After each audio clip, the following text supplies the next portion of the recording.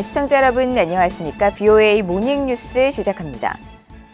미국 국무부가 북한에 대한 핵 보유국 인정 가능성을 일축하면서 한반도의 완전한 비핵화 목표에 변함이 없다고 재확인했습니다. 또 백악관의 인신매매국 관련 조치에 대한 북한의 반발을 일축하면서 북한은 인신매매 근절을 위한 최소 기준도 충족하지 못했다고 지적했습니다. 첫 소식 조상진 기자가 보도합니다. 미국 국무부의 네드 프라이스 대변인은 31일 정례 브리핑에서 미국이 북한을 핵 보유국으로 인정할 가능성이 있느냐는 질문에 그 가능성을 일축했습니다. 자신의 지난주 답변을 다시 강조하면서 그것은 우리의 정책이 아니며 앞으로도 결코 정책이 될 것이라고 예상하지 않는다고 단언한 것입니다.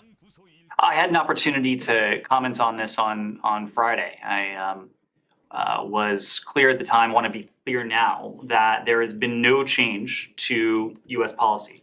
Our DPRK policy remains the complete denuclearization of the Korean Peninsula, and we continue to be open to diplomacy with the DPRK.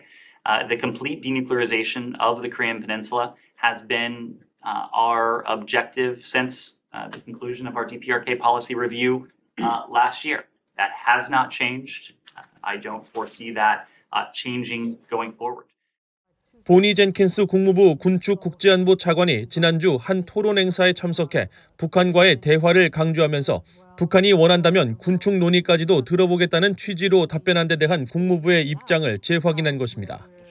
프라이스 대변인은 이어 북한이 군축 협상만 원하고 비핵화 협상을 거부한다면 미국이 받아들일 것인지에 대한 질문에는 미국의 정책에는 어떠한 변화도 없다는 점을 분명히 하고 싶다면서 외교적 접근을 통한 북한 문제 해결이라는 바이든 행정부의 기조와 함께 계속 북한에 손을 내밀고 있으며 외교적 접근 추구에 전념하고 있다는 입장을 다시 밝혔습니다. We have made clear we don't have preconditions to dialogue. It sounds like the DPRK may be in a different position, but we believe that by engaging in dialogue and diplomacy, we can most effectively bring about what is our ultimate objective, and that's complete denuclearization of the Korean Peninsula. 이런 가운데 국무부는 최근 백악관의 인신매매국 조치에 대한 북한의 반발도 일축했습니다. 국무부 대변인실 관계자는 미국 정부가 자격과 근거 없이 북한의 인신매매 실태를 비난하고 있다는 북한의 주장에 대해 북한은 인신매매 근절을 위한 최소한의 기준을 충족하지 못했고 그렇게 하기 위한 의미 있는 노력도 기울이지 않았다고 지적했습니다. 그러면서 북한 정부는 인신매매 문제 해결을 위한 어떠한 노력도 보여주지 않았고 국무부는 북한 정부의 정책이나 강제노동의 패턴이 있다고 판단했다고 지적하면서 이에 따라 북한은 여전히 인신매매 3등급에 머물러 있다고 말했습니다. 조 바이든 대통령은 지난달 14일 인신매매 관련 외국 정부 노력에 대한 대통령 결정을 통해 인신매매 등 인권 상황 등을 근거로 2023 회계연도에도 북한 등의 인도주의 무역 관련 목적 이외의 자금 지원을 금지했습니다. VOA 뉴스 조상진입니다. 군축 문제를 다루는 유엔 총회 제1위원회가 북한 관련 내용을 다룬 결의안 2건을 채택했습니다. 북한은 반대표를 던지며 저항했지만 북한 핵무기와 탄도미사일 프로그램 폐기를 원하는 다수의 의지를 꺾지 못했습니다. 함지아 기자가 보도합니다. 유엔 총회 제1위원회가 31일 북한의 핵무기와 대량 살상무기 폐기를 촉구한 결의안 61호를 통과시켰습니다. 1위원회를 이끌고 있는 스리랑카의 피터 모한 피에리스 의장은 이날 오전 회의에서 61호를 표결에 붙여 찬성 139, 반대 6, 기권 31표로 채택했다고 밝혔습니다. 일본이 초안을 작성하고 미국과 호주, 캐나다 등이 공동 제안국으로 참여한 결의안 61호는 관련 안보리 결의에 따라 북한의 모든 핵무기와 현존하는 핵 프로그램, 모든 대량 살상무기, 탄도미사일 프로그램에 완전하고 검증 가능하며 되돌릴 수 없는 폐기를 달성하겠다는 의지가 담겼습니다. 또 모든 유엔 회원국이 관련 결의를 완전히 이행할 의무가 있음을 재확인한다는 문구와 함께 북한이 올해 9월 9일 핵 정책을 개정해 핵무기 사용 문턱을 낮춘 것을 심각하게 우려하고 핵 확산 금지 조약과 국제 원자력 기구의 안전 조치 완전 준수에 조속히 복귀할 것을 촉구한다는 내용이 포함됐습니다. 이날 표결에서 북한은 중국, 러시아, 니카라과, 남아프리카 공화국, 시리아 등과 함께 반대표를 행사했으며 미국을 비롯한 상당수 서방 국가들과 한국, 일본, 몽골, 필리핀 등 아시아 국가들은 대거 찬성표를 던지며 지지 입장을 밝혔습니다. 특히 북한은 표결에 앞서 자신들에 대한 내용이 포함된 본문 조항 10번의 삭제를 시도했는데 이 역시 중국과 러시아, 시리아 등 4개 나라만 동조해 실패로 돌아갔습니다. 1위원회는 앞서 28일 열린 회의에서도 북한 관련 내용이 포함된 또 다른 결의안 52호를 채택했으며 이 결의안은 179개 국가의 압도적인 찬성표로 통과됐습니다. 포괄적 핵실험 금지를 주제로 한 결의안 52호는 북한이 안보리 결의를 위반해 실시한 6차 핵실험에 대한 규탄을 거듭 확인하며 북한이 핵 프로그램을 포기하고 추가 핵실험을 실시하지 않는 것을 포함한 안보리 결의에 따른 의무를 완전히 준수할 것을 촉구한다는 내용을 담고 있습니다. 또 한반도에 완전하고 검증 가능하며 되돌릴 수 없는 비핵화를 평화적인 방식으로 재확인하고 이를 위한 모든 노력과 대화를 환영하며 모든 관련국이 외교적 노력을 계속할 것을 촉구한다고 명시했습니다. 이 결의안은 북한의 우호국인 중국과 러시아, 쿠바, 이란까지 찬성하고 시리아 등은 기권하면서 북한만이 유일하게 반대표를 던진 나라로 기록됐습니다.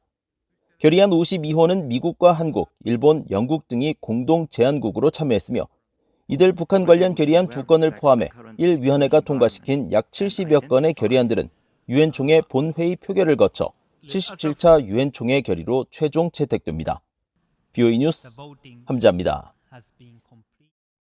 한국 정부가 지난 정부에서 4년간 불참했던 유엔 북한 인권 결의안 공동제안국에 다시 참여했습니다. 한국 외교부의 임수석 대변인은 1일 정례브리핑에서 뉴욕에서 31일 개최된 제77차 유엔 총회 제3위원회 유럽연합 주도로 북한 결의안이 상정됐으며 한국도 공동제안국으로 참여했다고 밝혔습니다. 임 대변인은 이어 한국 정부는 북한 인권 문제가 보편적 인권의 문제로 원칙에 기반한 일관된 대응이 필요하다는 입장이며 북한 인권 증진을 위한 유엔 등 국제사회 논의에 적극 동참하고 있다고 강조했습니다. 한국은 2008년부터 2018년까지 북한 인권 결의안 공동제안국으로 참여했지만 전임 문재인 정부 출범 이후 2019년부터 지난해까지 남북 관계를 이유로 불참했으며 북한 인권 문제에 대한 국제 공론화를 중시하는 윤석열 정부는 출범 후 공동제안국의 복귀 입장을 밝혀왔습니다. 미국 정부는 한국 이태원에서 발생한 대형 참사 사고에 대해 깊은 슬픔을 느끼고 있다면서 애도의 뜻을 밝혔습니다. 의회에서도 한국 국민들을 위로하는 메시지가 이어지고 있습니다. 이조은 기자입니다. 미국 국무부의 네드 프라이스 대변인은 31일 정례 브리핑을 시작하면서 한국 이태원에서 발생한 참사에 깊은 애도의 뜻을 표하면서 한국과 함께할 것이라고 밝혔습니다. We extend our deepest condolences to the family and friends of all those impacted. As allies, partners, and friends, the United States stands with the Republic of Korea during this incredibly difficult time. 프라이스 대변인은 이어 이번 사건으로 미국인 2명이 숨지고 최소 3명의 부상자가 발생했다고 확인하면서 모든 희생자들에게 애도를 표했습니다. 앞서 조 바이든 미국 대통령이 한국 정부와 국민에게 위로의 뜻을 전한 데 이어 토니 블링컨 미국 국무장관과 제이크 설리번 백악관 국가안보보좌관 등도 사고 소식이 전해진 직후 공식 성명과 사회 연결망 개정 등을 통해 애도 메시지를 발표했습니다. 웬디 셔먼 국무부 부장관도 트위터를 통해 서울에서 비보가 전해졌다면서 사랑하는 사람을 잃은 모든 이들에게 가장 깊은 애도를 보내고 모든 부상자들의 빠른 회복을 기원한다고 말하고 우리는 슬퍼하는 한국 국민들과 함께할 것이라고 밝혔습니다. 캐서린 타이 미국 무역대표부 대표도 트위터를 통해 사랑하는 사람을 잃은 가족들에게 가장 깊은 애도를 보내며 부상당한 모든 이들의 빠른 회복을 기원한다고 전했습니다. 의회에서도 애도의 물결이 이어졌습니다. 하원 외교위원회 아테소 위원장인 민주당의 아미베라 의원은 31일 트위터를 통해 이 끔찍한 비극에 깊은 슬픔을 느낀다며 이 어려운 시기 한국인들에게 애도를 표한다고 말했습니다. 앞서 상원 외교위 공화당 간사인 제임스 리시 의원은 29일 트위터를 통해 서울의 비극에 대해 듣게 돼 슬프다면서 피해자들을 위로하고 미국은 이 어려운 시기에 한국과 함께할 것이라고 강조했습니다. 한국계 의원들도 일제히 애도의 메시지를 내놨습니다. 공화당의 영킴 하원 의원은 29일 트위터를 통해 충격을 받은 우리 한국과 한국계 미국인 사회를 위해 기도하며 자신의 마음은 희생자들의 사랑하는 이들과 함께 있다고 말했습니다. 민주당의 앤디 킴 하원 의원도 트위터를 통해 참담한 심경이라며 사랑하는 이를 잃은 친구와 가족들을 위해 기도한다고 말했습니다. 최근 한국을 방문했던 공화당의 댄 설리번 상원 의원도 이날 트위터를 통해 서울의 비극적인 소식에 가슴이 아프다면서 목숨을 잃은 이들 중 많은 이들이 젊은 사람들이라고 강조하고 한국은 동맹국 그 이상이며 한국 국민들은 미국의 소중한 친구이자 말 그대로 가족이라면서 한국인과 희생자 가족들에게 애도를 표했습니다. VOA 뉴스 이존입니다. 탈북민 한 명이 올해 처음으로 난민 지위를 받아 지난달 31일 미국에 입국했습니다. 미국 정부 소식통과 탈북 지원 단체 관계자는 31일 VOA에 제3국에 체류 중이던 탈북민 A씨가 난민 지위를 받아 미국의 한 도시에 도착했다고 확인했습니다. 수년 전 해외에 파견됐다가 탈북을 한 A씨는 앞서 VOA와 여러 차례 인터넷 등으로 통화하면서 유튜브 등을 통해 VOA 뉴스 등 많은 프로그램을 시청하면서 북한에서 배운 세뇌 교육의 허상을 깨닫게 됐으며 미국에서 공부를 하면서 새로운 꿈을 꾸고 싶다고 밝혔습니다. 미국 국무부에 따르면 탈북 난민이 미국에 입국한 것은 지난해 11월 여성 일가족 3명과 남성 1명 등 4명이 입국한 이후 이번이 처음이며 2004년 제정된 북한 인권법에 따라 제3국에서 난민 지위를 받아 미국에 입국한 탈북민은 모두 225명으로 늘었습니다. 미국 국무부가 북한과 이란의 대량 살상 무기와 미사일 프로그램 확산 방지 활동 단체들에게 총 1,000만 달러를 지원하는 내용의 공고를 발표했습니다. 국무부 국제안보 비확산국의 협력 위협 감축 부서는 지난달 31일 미국 국고보조금 홈페이지를 통해 게재한 공고를 통해 이같이 밝히고 올해 회계연도부터 북한과 이란의 제재 회피 문제를 함께 다루는 기금 지원 공고를 낸다고 밝혔습니다.